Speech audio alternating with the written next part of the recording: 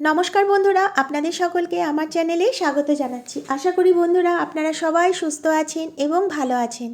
বন্ধুরা, আজকে আমি আপনাদেরকে দেখাবো বেগুন গাছের পাতার রং যখন চেঞ্জ হয়ে যায়, মানে যে সবুজ রংটা যখন চেঞ্জ হয়ে গিয়ে একটা ফ্যাকাশে রং হয়ে যায়, মানে হালকা হালকা হলদে রঙের বা একটু শুকনো শুকনো, মানে বর্ণহীন হয়ে যায় পাতার রঙগুলো, তখন এমন একটা জিনিস আমি ব্যবহার করব, আজকে আপনাদেরকে দেখাবো। সেটা ব্যবহার করার পরে গাছে যখন নতুন করে আবার পাতা গজাবে, তখন গাছের প্রত্যেকটা পাতার রং কিন্তু একদম সবুজ হবে। সেই জিনিসটাই কি, সেটাই আজকে আমি আপনাদেরকে দেখাবো।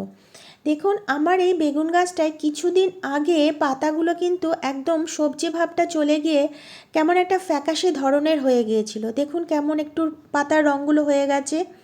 এই যে বেগুন গাছটা, এই গাছটারও একই অবস্থা হয়েছিল, কিন্তু এখন দেখুন পাতাগুলো সবুজ হয়ে বেরোচ্ছে। প্রত্যেকটা যে নতুন পাতাগুলো গজাচ্ছে, যে যে দেখাচ্ছি দেখুন, এগুলো কিন্তু প্রত্যেকটা পাতা সবুজ। কিন্তু কিছুদিন আগে পাতাগুলো দেখুন একটু হলদে হলদে হয়ে যাচ্ছিল, একটু কেমন ফ্যাকাশে ফ্যাকাশে হয়ে গেছিলো। মানে সবুজ ভাবটা যে পাতার, সেই সবুজ ভাবটা কিন্তু একদম চলে গিয়েছিল। আজকে আমি আপনাদেরকে দেখাবো বেগুন গাছে সে কী জিনিসটা ব্যবহার করছি সেটা দেখাবো। কিন্তু গাছের গোড়ায় দেখুন কোনো রকম কিন্তু প্রবলেম নেই, একদম গোড়া শুকনো। গাছের মাটিতেও কোনো প্রবলেম নেই, পোকা মাকড় কিচ্ছু হয়নি। এমনিতে কিন্তু গাছগুলো একদম সুস্থ অবস্থায় রয়েছে। দেখুন গাছের পাতার কিছুদিন আগের পাতাগুলো দেখাচ্ছে, এই যে পাতাগুলো দেখুন কেমন একটু হলদে হলদে হয়ে গেছে, কিন্তু পরে যে পাতাগুলো বেরিয়েছে প্রত্যেকটা পাতা কিন্তু সবুজ আর বড়।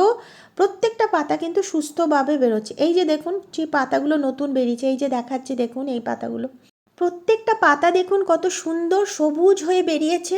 আর এই গাছ দুটো কিন্তু একদম সুস্থ, কোনো রকম কিন্তু গাছ দুটোতে প্রবলেম নেই। আজকে বন্ধুরা আমি আপনাদেরকে আরেকটি জিনিস দেখাবো, গাছে কি খাবার দিচ্ছি সেটাও আমি আজকে দেখাবো। বন্ধুরা, যে জিনিসটা ব্যবহার করলে গাছের পাতায় আবার সবুজভাবে বেরোবে, সেটা কিন্তু আমি এই বেগুন গাছটায় দেব না। কারণ দেখুন এই বেগুন গাছটায় ফুল এসে গেছে আর প্রচুর কড়িও হয়েছে। বেগুন গাছে যখন ফুল চলে আসে তখন কিন্তু বেগুন গাছে কোনো রকম কোনো জিনিস স্প্রে করাটা উচিত না, তাহলে কিন্তু ফুল ঝরে যাওয়ার একটা ব্যাপার থেকে থাকে, ফুলটা ঝরেও পড়ে যেতে পারে, আর যে কড়িগুলো এসছে সেই কড়িগুলোও নষ্ট হয়ে যেতে পারে। তাই জন্য আমি কিন্তু এই গাছটার ওপরে সেটা ব্যবহার করে দেখাবো না। আরেকটি যে বেগুন গাছ রয়েছে সেটাতে এখনও ফুল আসেনি, আমরা সেই জিনিসটা সেটাতে ব্যবহার করে দেখাবো। দেখুন পাতাগুলো কত সুন্দর সবুজ হয়ে বেরিয়েছে।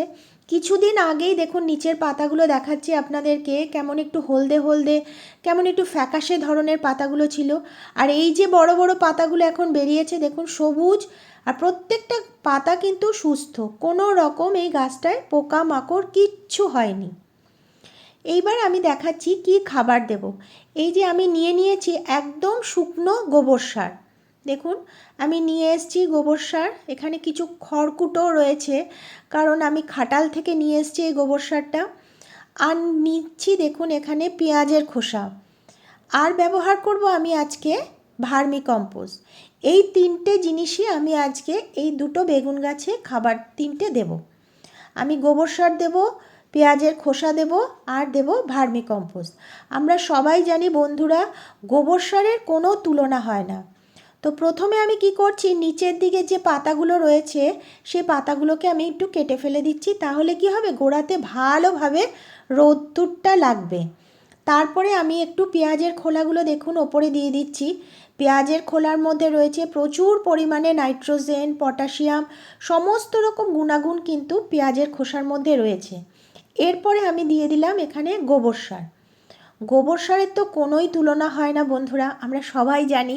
এই গোবর সার থেকে গাছ সমস্ত রকম খাবার কিন্তু পেয়ে যাবে।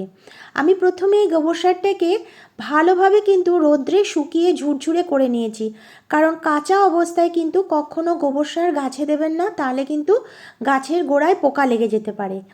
এরপরে আমি দিয়ে দিচ্ছি এখানে ভার্মি কম্পোস্ট। ব্যাস এই তিনটে খাবারই আমি আজকে এই বেগুন গাছ দুটোতে দেব। এরপরে কিন্তু আগামী 15 দিন আর কোনো খাবার দেব না। জলটাকে একটু দেখে দেখে দিতে হবে, মাটি ভেজা থাকলে আমি কখনো জল দেব না। দেখুন আমি সুন্দরভাবে এখানে ভার্মি কম্পোস্টটা দিয়ে দিলাম। ব্যাস আপাতত আমার খাওয়ার দাওয়া কমপ্লিট। আর নিচে যেগুলো পড়ে রয়েছে সেগুলোকে আমি ওপরে তুলে দিয়ে দিলাম, কারণ ব্যালকনিটা আমাকে সব সময় পরিষ্কার রাখতে হয় বন্ধুরা। এরপরে আমি আপনাদেরকে দেখাচ্ছি সেই জিনিসটা। এইটা হচ্ছে ইপসাম সল্ট।